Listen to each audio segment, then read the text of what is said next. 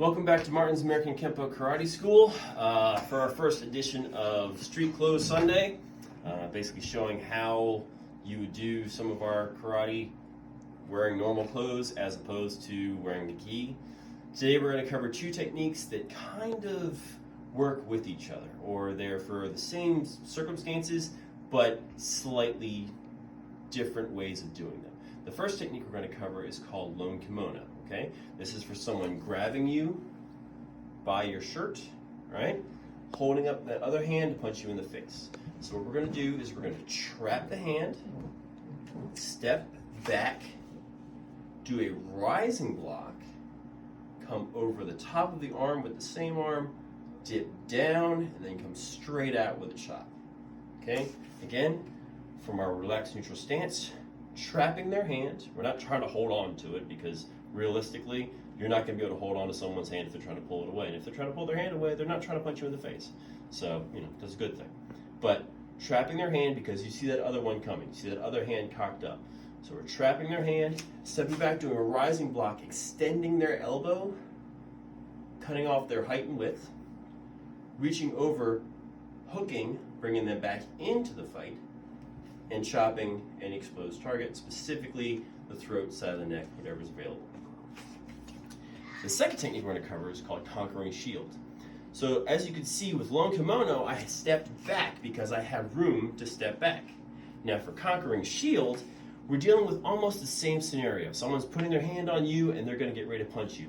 But in this scenario, you're essentially up against a wall. You don't have any room to move backwards. Okay, I can't step back, there's something behind me. So what I need to do is move forward. So I'm going to trap the hand again, do an inward block to the back side of the elbow, hyperextending that elbow. It may not break, it probably won't, but chances are you're going to hyperextend their elbow enough to cancel their height and width and keep them from being able to punch you immediately. While you're throwing that inward block, you're dropping your weight, throwing a front kick, stepping forward. If you can deliver a punch, go ahead. You're going to basically glance off the elbow into the punch. From there, we're dropping our elbow down, pulling. So again, we have that elbow over the top, driving down, bringing their head forward. Your elbow comes back up to the face, clawing downward, pulling their face back in, following up with a reverse punch. Okay?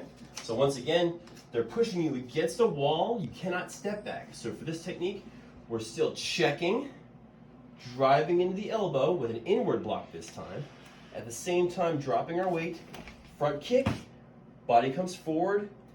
Your hand can come out with a punch if you can get it, but at least getting that block, coming over the top. Elbow down, up, claw, reverse punch. Now I'll demonstrate with one of our students so you can see how it looks. All right, so now we're going to do lone kimono. All right, again, I'm grabbing him and my hand comes up to punch.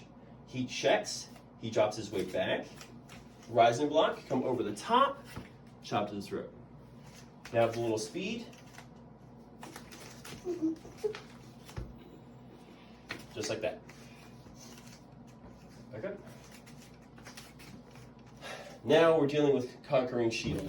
So same attack, I push him against the wall this time though. My hand comes up, he checks, does his inward block, goes his front kick, boom, brings me down, drops his weight. He's gonna come over the top with the elbow down, drives the elbow up, claw down, and punch with the other hand. Boom, just like that.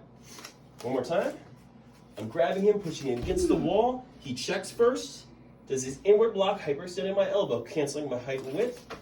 Kick to the groin, foot comes down, come over the top with the elbow, drives down, elbow to the face, claw down, punch.